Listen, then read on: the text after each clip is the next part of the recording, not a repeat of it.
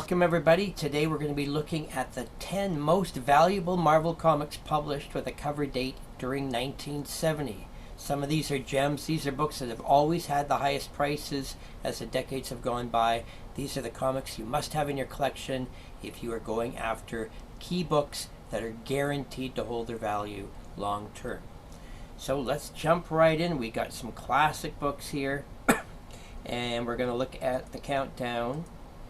So we're going to look at the top 10 books of the year valued by the Overstreet annual price guide. Now we will also look at eBay to look at recent sold prices for those of you who like to get a more current standing of where prices are exactly right now.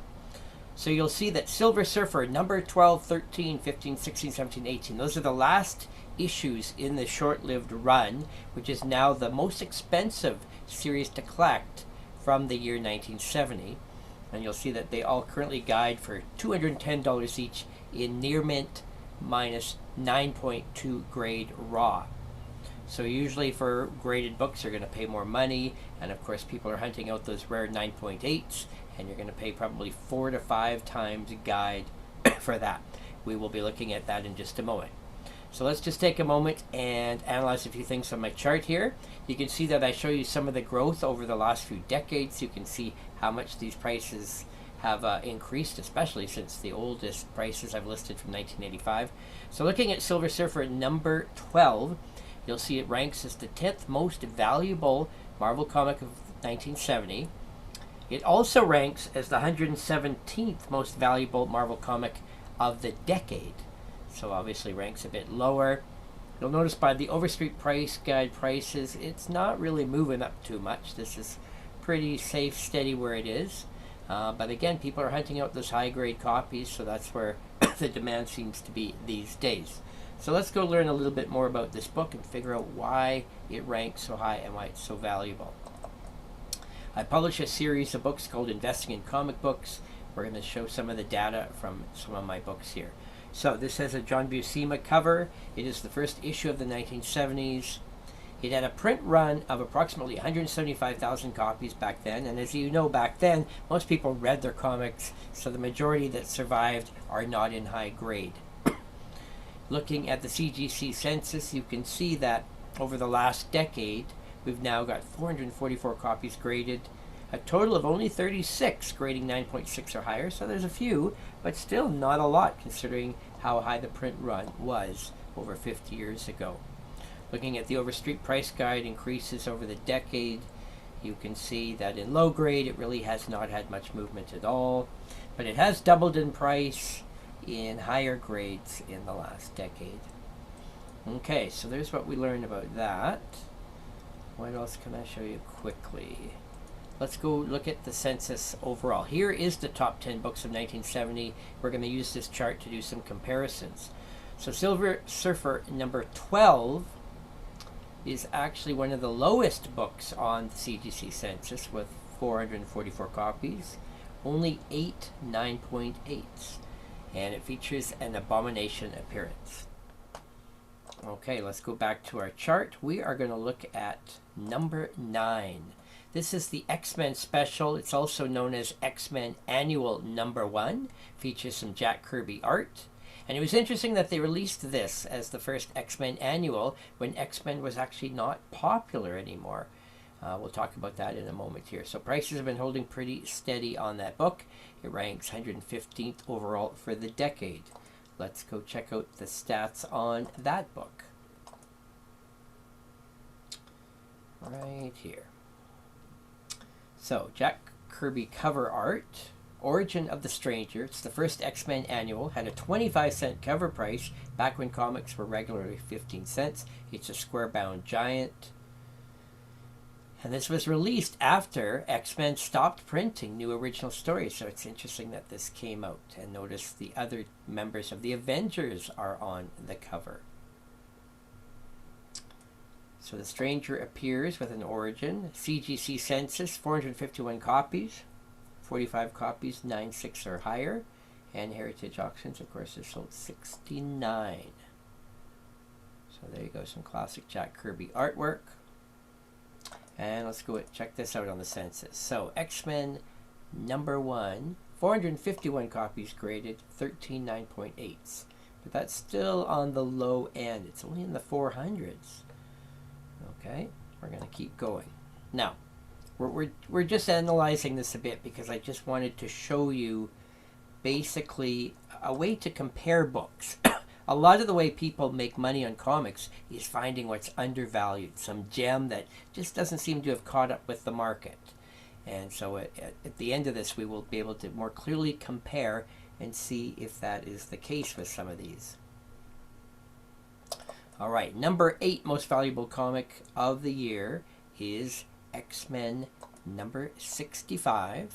This is the second last issue of Original Stories. Features Neil Adams' artwork and ranks 85th of the decade. So this is one of the 100 most valuable comics of the 1970s. So now we're getting into books that truly collectors really want.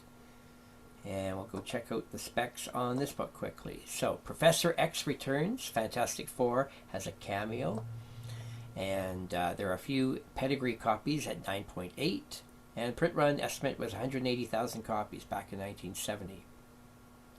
There's our CGC status comparison for a 4-year gap. Not a lot of increase overall. Okay, and then over on our stats here again. X-Men 65, 435. What's interesting, out of the top 10 books, this is the book with the least copies on the CGC census. Now, does that mean it's the rarest? Well, in some ways we'd like to say yes. But I think in reality, what we've learned with the CGC census is people are sending in books to get graded that they think are truly good investments, books that are going to go up in value. So in the case of all the books on this list, I think you're going to find out that just because it has the lowest copies on the census actually just means it's the least that popular that people are really focusing on. It does have 18 9.8s. Okay, let's keep going. Number 7 is Amazing Spider-Man number 90. It features the death of Captain Stacy. This one's got a little bit of increases in Overstreet. Ranks 83 of the decade.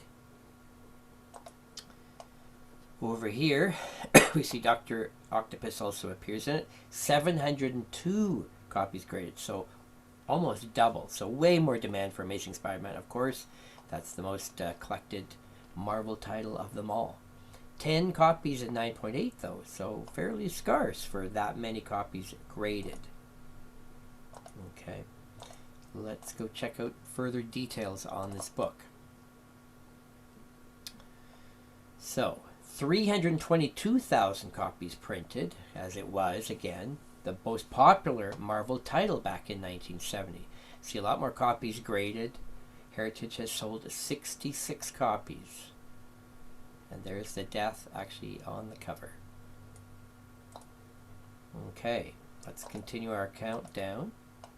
And let me know your comments on this video series because we're going to keep this going so you can learn everything you need to know about the key books of the 70s. X-Men number 64 is the first appearance of Sunfire. And this book's been making a little bit increase, but notice it actually dipped in price in Overstreet a few years ago and is making its way back up. 81 ranking for the decade. And more further stats and details on this book. She would later join the X-Men as a charter member of the new X-Men. Features a Tom Palmer cover. There's a pedigree 9.8 copy. Print run was 180,000 copies. A lot of copies sold at Heritage. A lot more copies graded in general, but still only 50 truly high grade copies of X-Men 64. And on the census overall, let's compare it. 496 with 18 9.8s. So again, still a bit on the low end. Looking at our master chart again, number 5 on the list, most valuable comics of 1970, is X-Men number 66. This is the last issue of the original run of the original characters before the title went to just reprints only. So it's hard to believe that number 66 would be the end of the X-Men and we would not have the X-Men return for 5 years coming back in giant size X-Men #1 in 1975 with, of course, new characters. So, slow increases in Overstreet. Let's go do some comparisons on this one. X-Men 66. So, Hulk appearance. Again, some pedigree 9.8s out there, which will bring top dollar. Not a lot of copies sold on this overall. Nice Hulk cover. And what I notice about this book is, again, it's on the low end. Under 500 copies total and graded. So CGC's been around for 20 years already, and we have 14 9.8. So on average, 9.8s are really rarely showing up on these books, not even one copy a year. So it's interesting to try to make an estimate of how many copies are out there. Of course, we know there's lots of raw copies yet. But at this point, most of the dealers and serious collectors have been getting their books graded. We're getting up to the big books now. #4 of 1970's Amazing Spider-Man. #86 with the Return of Black Widow. This ranks 74th for the decade. And this book reintroduces the Black Widow, so this book should be heating up right now with all the buzz for that character. Tying in with the Avengers and the Avengers movies. Print run, 322,000 copies was the average print run of Amazing Spider-Man that year in circulation numbers. Again, not a lot of copies, but notice there has been a big jump in overall grading this book. So definitely a buzz. So that's something you can even notice if a book is heating up and if there's increased demand. It's just, that's why I like to keep tabs on the census every few years to see, is it actually going up? Because if you see a book has 5,000 copies graded, I like to know, did that just happen, or is that over 20 years? Okay, so let's go back and look at the big chart. Amazing Spider-Man #86. It is the origin of the Black Widow, and she features her new costume. 780 copies graded, and you'll notice that's one of the highest ones on the list, but still only 14 9.8s. Okay. What can we learn about #3? The Avengers #83. Now it's interesting, you'll notice that I have not filled in the Overstreet prices because #3 and #4 on the list have only become sort of more current hot books lately, most likely due to movie connections. So Avengers 83 features first appearance of the Liberators. It's been moving at a faster pace, ranks at 71 for the decade. We also learn that it's a new team of Wasp, Black Widow, Valkyrie, Medusa, and the Enchantress. 217,000 print run as Avengers was one of Marvel's biggest titles at the time. And this is an all-female team. Notice how the CGC census just in the last 3.5 years has doubled. And Heritage Auctions sales have tripled. So definitely a lot of buzz for this book. And of course, one of the early female hero team covers ever made by Marvel Comics. Which brings us to #2. Silver Surfer #14. This is considered a bit more of a key because it's a Spider-Man crossover, much higher Overstreet price guide, but holding at $370. Ranks 51st of the entire decade. And let's see what else we can tell you about it. Print run was 175,000 copies. Notice this book has had a lot of demand. Silver Surfer title really has been hot for a while now. And notice how we've almost tripled the census in the last decade. And we've almost tripled sales at Heritage Auctions. Classic Spider-Man and Silver Surfer cover. 15-cent cover price. And on our overall chart, Silver Surfer 14 has 897 copies graded, which is higher than all the books we've seen so far, so definitely higher demand. And only 9 copies graded 9.8. This is a tough one, so that's going to help drive prices up for the truly high-grade copies. All right, well, that brings us to the number one most valuable comic of 1970, and definitely the most iconic and most historically important comic. This is the book everyone has liked always. It's worth way more than the rest of the list. It is the first appearance of Conan the Barbarian in comic book format. And looking back to the 80s, look, it was an expensive book way back then when everything else on this list was mere dollars. So Conan the Barbarian has always been a major player for the 1970s. It ranks as the 26th most valuable comic of the entire decade. Let's learn a little bit more about this.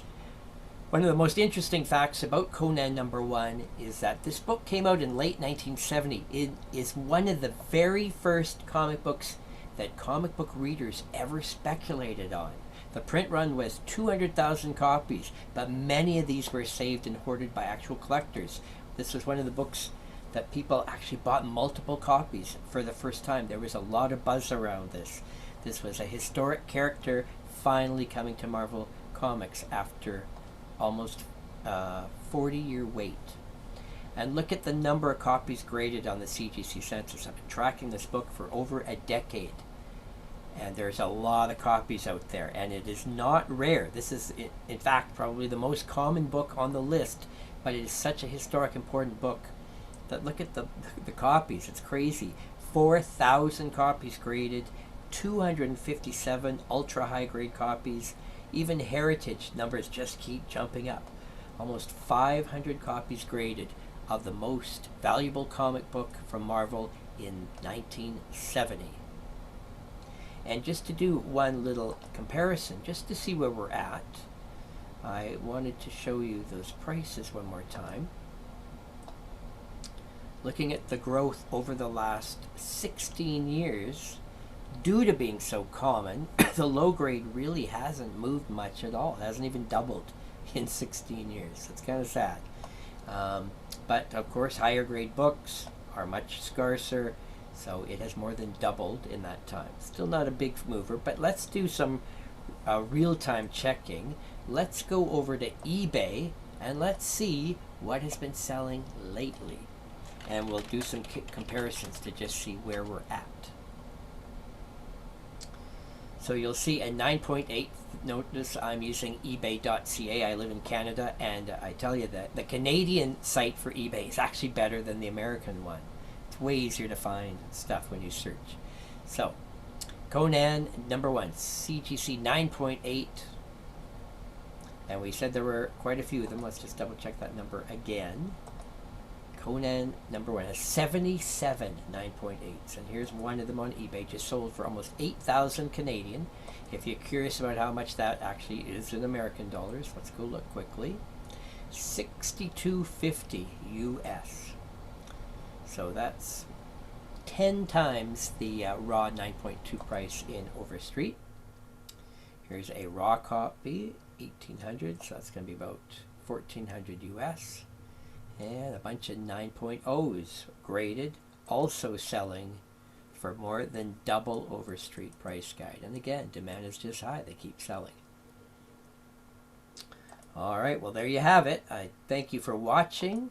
I would like to see your comments on this. If there's anything else you'd like me to comment, I want you to learn a little bit of history as we're going through this. We're learning what to invest in, what collectors have been investing in nonstop year after year. And that's something important you got to realize, is that these books, the majority of them, have been key books forever. They dominate the top 10, and they always have dominated the top 10. We only have those two new books that have sort of broken into the top 10 in the last probably 5 years. So that's pretty cool for those. You could have bought those cheap over 5 years ago, and now they're quite pricey. But the rest of them are pretty steady. So you're not going to see huge growth in all the comics that I showcase in this series, but you're going to notice which books truly sell for the biggest dollars and which ones are in the most demand overall by collectors and dealers. And of course, I publish a series of books called Invest in Comics, and I do have a book for Marvel and for DC to help educate you on all the top books of the 1970s if you want to have all this information at your fingertips. And of course, you can read thousands more articles on vintage comics and collecting at my website, terryhoknes.com. Thanks for watching. We'll see you next week.